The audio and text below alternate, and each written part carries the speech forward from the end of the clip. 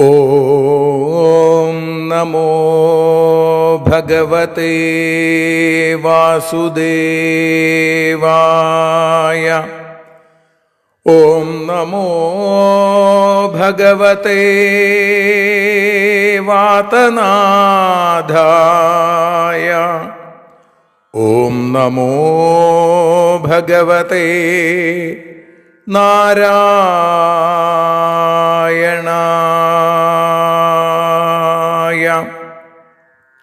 ഏവർക്കും നാരായണീയ മധുരം ആസ്വദിക്കാൻ ഒരിക്കൽ കൂടി സ്വാഗതം. മൂകം കരോതി വാചാലം പങ്കും ലംഘയത്തെ ഗിരിം യൽകൃപാതമഹം വന്ദേ പരമാനന്ദമാധവം. അഖിലാനപരാധാന്മേ ക്ഷമസ്വ കരുണാനിധേ പ്രസീദ മൽഗുരോ നാഥ ജനകായ നമോ നമഃ. അഖിലാനപരാധാന്മേ ക്ഷമസ്വ കരുണാംബുധേ പ്രസീദ മൽപ്രിയേ നാഥേ മാതൃരൂപേ നമോസ്തുതേ. സദാശിവസമാരംഭാം ശങ്കരാചാര്യമധ്യമാം അസ്മദാചാര്യപര്യന്താം വന്ദേ ഗുരുപരമ്പരാം. നാരായണീയത്തെ പറഞ്ഞിടുമ്പോൾ നാരായണാഖ്യനെ നമിച്ചിടുന്നു. നാരായണൻ വായുപുരത്തിലീശൻ നാവിൽ നിറഞ്ഞെന്നെ തുണച്ചിടേണേ. മോക്ഷക്കടൽ ഭാഗവതം പ്രസിദ്ധം മെല്ലെ കടഞ്ഞു നവനീതമഹോ ലഭിച്ചു. മന്നിൽ നരന്നു ഹരിഭക്തി ലഭിക്കുവാനായി മേൽപുത്തുരേക്ക് സദയം ശുഭ സ്തോത്രകാവ്യം.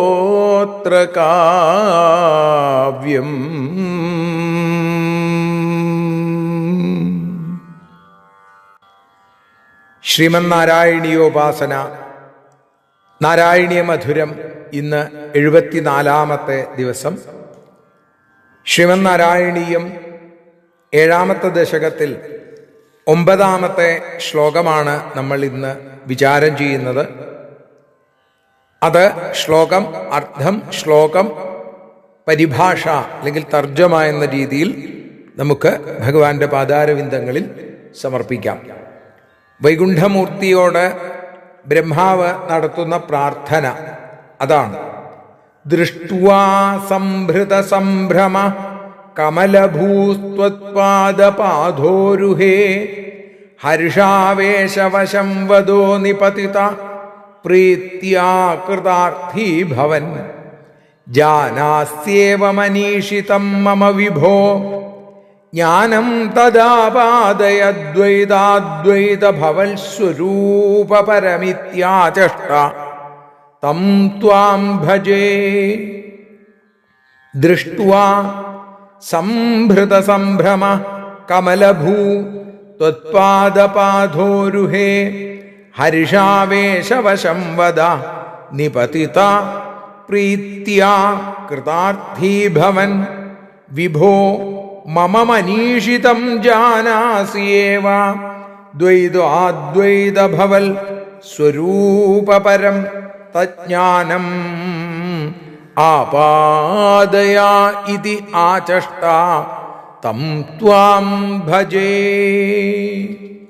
ഇവിടെ ദൃഷ്ട്വാ സംഭൃത സംഭ്രമ കമലഭൂ, വൈകുണ്ഠമൂർത്തിയായ ആ ഭഗവാനെ കണ്ടപ്പോൾ, ദൃഷ്ട്വാ കണ്ടപ്പോൾ, ഭഗവാനെ കണ്ടപ്പോൾ സംഭൃത സംഭ്രമ പരിഭ്രമത്തോടുകൂടി കമലഭൂ, കമലഭൂവായിരിക്കുന്ന താമരപ്പൂവിൽ നിന്നുണ്ടായ ബ്രഹ്മാവ്, പത്മജ ബ്രഹ്മാവ്, ത്വത്പാദപാധോരുഹേ, ഭഗവാനെ അവിടുത്തെ പാദാരവിന്ദത്തിൽ ഹർഷാവേശവശം വദ നിപതിത, പരമാനന്ദപരവശനായി ആഹ്ലാദചിത്തനായി വീണ് നമസ്കരിച്ചിട്ട് പ്രീത്യാ കൃതാർത്ഥീഭവൻ, സന്തോഷിച്ചു കൃതാർത്ഥനായി, വിഭോ, ഭഗവാനെ വിളിക്കുകയാണ്, അന്തര്യാമയായിരിക്കുന്ന ഭഗവാനെ, മമ മനീഷിതം ജാനാസി ഏവ, എൻ്റെ ആഗ്രഹം അത് അങ്ങ് അറിയുന്നുണ്ട് തീർച്ച.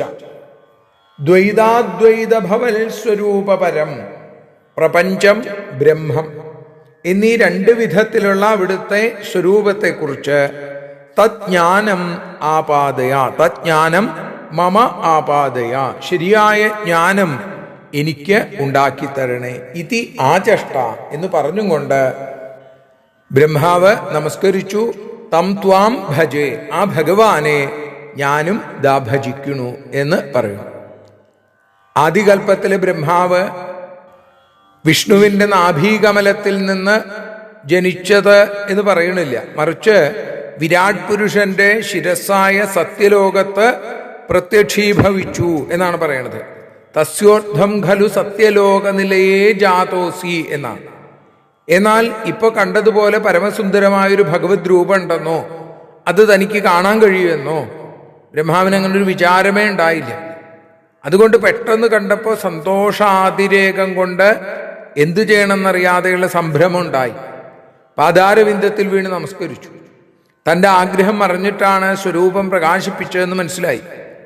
രണ്ട് സ്വരൂപത്തിൻ്റെയും ജ്ഞാനത്തെ ഇവിടെ അപേക്ഷിക്കുന്നു. അപ്പം മായയെ അവലംബിച്ച് പല പല രൂപങ്ങൾ കെട്ടുന്ന ഭഗവാന്റെ ദ്വൈതരൂപത്തിൻ്റെ അറിവുണ്ടായാലേ സൃഷ്ടിക്ക് തനിക്ക് ശക്തി ഉണ്ടാവും. എല്ലാം ഒന്നാണ് എന്ന അദ്വൈത ബോധം ഉണ്ടാവാതിരുന്നാൽ കർമ്മബന്ധം ഉണ്ടാവുകയും ചെയ്യും. രണ്ടും വേണം. അതുകൊണ്ടാണ് അദ്വൈത സ്വരൂപത്തിൻ്റെയും ശരിയായ ബോധം ഉണ്ടാക്കിത്തരണം എന്ന് ഇവിടെ ബ്രഹ്മാവ് ഭഗവാനോട് പ്രാർത്ഥിക്കുന്നത്. ആ ശ്ലോകം നമുക്ക് ഒരിക്കൽ കൂടി പാരായണം ചെയ്യാം.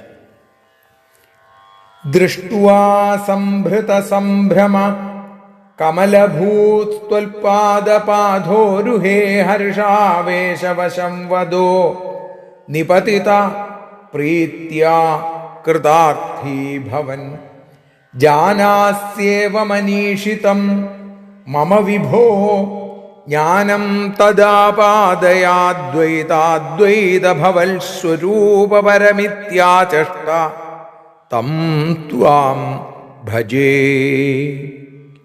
ശ്രീഹരിയം ഭാഷാഗാനം വഞ്ചിപ്പാട്ടിൻ്റെ ഈണത്തിൽ.